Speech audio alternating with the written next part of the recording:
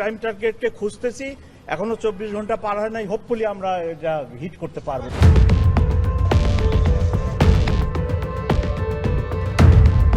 পারিবারিক কারণ দেখিয়ে দায়িত্ব থেকে অব্যাহতির আবেদন করেছেন Dhaka metropolitan police commissioner Sheikh Mohammad Sajjad Ali. বুধবার দুপুরে অব্যাহতি পত্রে স্বাক্ষর করে পুলিশ সদর দপ্তরে পাঠিয়েছেন তিনি।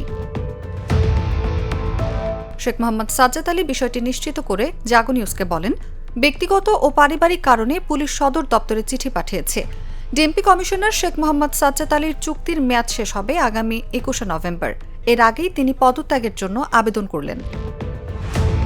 একাধিক সূত্র জানিয়েছে, বিএনপি সরকার গঠন করায় এখন পুলিশ, র্যাব সহ আইনশৃঙ্খলা রক্ষাকারী বাহিনীতে ব্যাপক রদবদল হবে। ত্রয়োদশ জাতীয় সংসদ নির্বাচন শেষ হতেই পুলিশের শীর্ষ পর্যায়ে পরিবর্তনের জোর গুঞ্জন শুরু হয়। এর আগে গত 15 ফেব্রুয়ারি আইজিপি বাহারুল আলম পদত্যাগপত্র জমা দেন।